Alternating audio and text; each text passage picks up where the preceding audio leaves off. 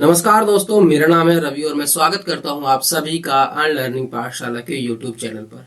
दोस्तों, आप में से बहुत सारे बच्चे इस बात को लेकर कंफ्यूज हैं कि सर हमें एसएससी की तैयारी करनी चाहिए या रेलवे की तैयारी करनी चाहिए। तो मैं आपको एक चीज क्लियर कर देता हूं कि आपको रेलवे के लिए कुछ भी अलग नहीं पढ़ना है। अगर आप एसएससी की तैयारी कर रहे हो तो आप उसको कंटिन्यू रखो। और मोस्टली बच्चे 90% या मे भी सारे ही बच्चे आप में से एसएससी की ही मेन तैयारी कर रहे होंगे, क्योंकि रेलवे के पेपर जो है हर साल नहीं होते हैं। तो कोई पर्टिकुलर रेलवे के लिए तैयारी नहीं कर रहा होगा, लेकिन हाँ इस साल एग्जाम है तो आप उसके लिए देखोगे कैसे कैसी चीजें रेलवे में आती है।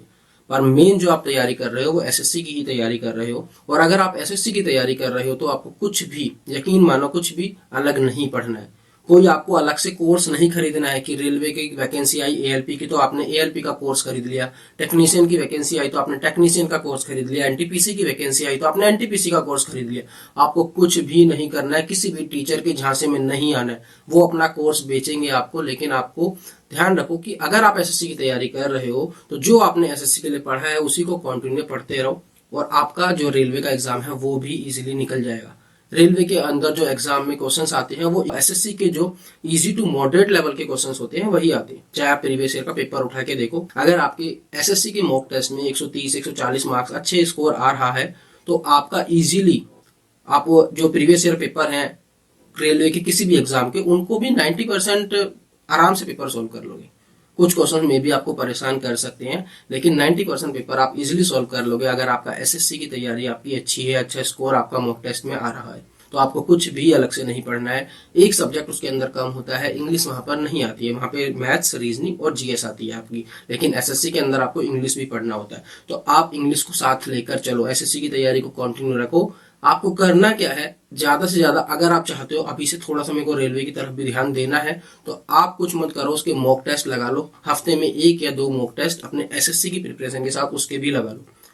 और अगर वो भी नहीं तो आप 1 महीने पहले भी जिस जोन सा एग्जाम आपका होगा रेलवे का, मान लो एनटीपीसी का एग्जाम है, तो उससे आप 1 महीने पहले या 20-25 दिन पहले भी उसके प्रीवियस ईयर पेपर लगा लो और उसके टेस्ट दे दो। आपकी तैयारी हो जाएगी, कुछ आपको अलग से नहीं पढ़ना। और यकीन मानो कि आपकी अगर एसएससी की तैयारी अच्छी है तो वहां पर आपका स्कोर अच्छा ही आएगा। आप लास्ट में जब मॉक टेस्ट लगाओगे तो आप उस चीज को एनालाइज कर सकते हो और प्रीवियस ईयर पेपर जरूर करने हैं, ठीक है, ताकि उससे थोड़ा आइडिया हो जाए कि किस तरह का उसका पेपर का पैटर्न किस लेवल तक रहता है। पर अभी से उसके लिए कुछ अलग से नहीं पढ़ना है। और इस साल आपके बहुत सारे एग्जाम्स हैं, अगर अभी तक आपने अपने सिलेबस को खत्म नहीं करा है, तैयारी ठीक से नहीं करी है, तो आप अगले 2 से 3 महीने में अपनी तैयारी को अच्छा कर ले, क्योंकि उसके बाद जब एग्जाम स्टार्ट होंगे तो आपको समझने का भी मौका नहीं मिलेगा। एक एग्जाम खत्म हुआ, दूसरा आ गया, दूसरा खत्म हुआ, तीसरा आ गया।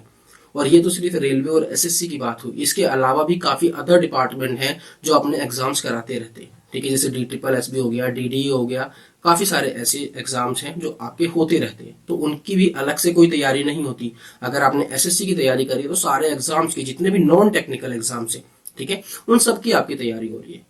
तो आपकी बहुत सारे एग्जाम्स है। देखो क्या होता है, 3-4 साल में एक साल आता है जब आपके पास बहुत सारी वैकेंसीज आती हैं। 19-20 के टाइम पर भी ऐसी हुआ, क्योंकि जब रेलवे की वैकेंसीज आती हैं 3-4 साल में और एसएससी की भी हो जाती हैं तो काफी सारी वैकेंसीज, मतलब वैकेंसीज कह रहा हूँ, आपके पास काफी सारे एग्जाम्स आ जाते हैं।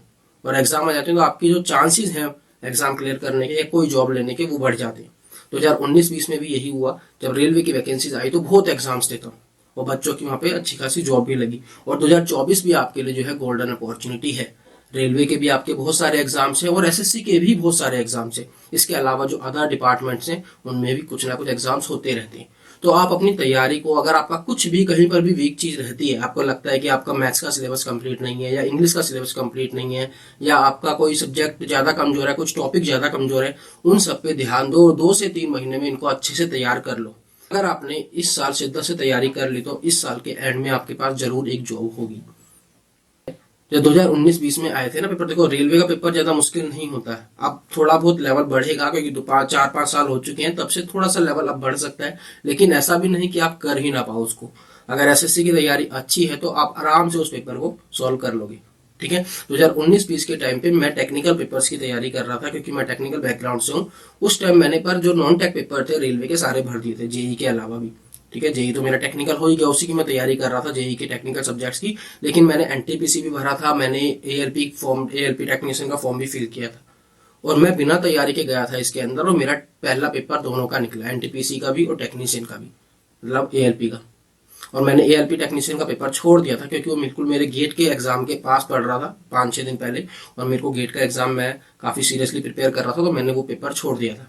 तो देखो इतना मुश्किल नहीं है, अगर आप तैयारी कर रहे हो अच्छे से तो आप आराम से रेलवे के पेपर निकाल लोगे, और कोई भी अलग से कोर्स परचेज करने की जरूरत नहीं है, कोई भी अलग से मेहनत करने की उसके लिए अलग से जरूरत नहीं है।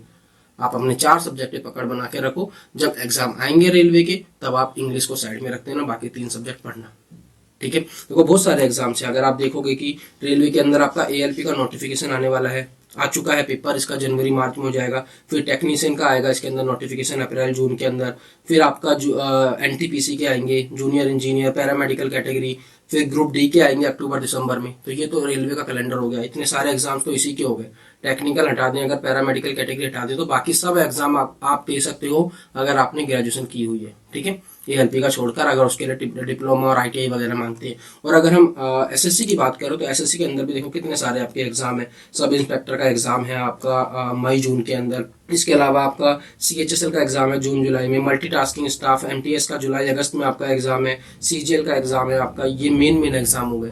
तो आपके पास बहुत सारे एग्जाम हैं, और जब ये एग्जाम स्टार्ट होंगे तो यकीन मानो कि आपको संभलने का टाइम नहीं मिलेगा। वो टाइम होता है कि बस आप उस टाइम टेस्ट लगाओ, रिवीजन करो और टेस्ट को एनालाइज करो। उस टाइम आपका कुछ भी अलग से पढ़ने का टाइम नहीं मिल पाएगा। अगर कुछ छूटा हुआ है आपका तो वो छूटा ही रह जाएगा, उस टाइम पढ़ने का कोई मतलब नहीं है। तो इसलिए मैं कह रहा हूँ कि अभी अगर आपकी कुछ चीज़ें छूटी हुई हैं तो उन पे ध्यान दो और अपना सिलेबस कंप्लीट कर लो, उसको रिवाइज कर लो, ताकि एग्जाम आए तो बस हम रिवीजन करें। जितनी ज़्यादा हम उस टाइम रिवीजन करेंगे उतना ही ज़्यादा हम अपने आप को बेटर बना पाएंगे, और जितना ज़्यादा हम अपने आप को बेटर बनाएंगे उतना ज़्यादा ही हम एग्जाम के अंदर जाके स्कोर अच्छा कर पाएंगे, अच्छा परफॉर्म कर पाएंगे। ठीक है, आई होप आप सभी को ये वीडियो अच्छी लगी होगी।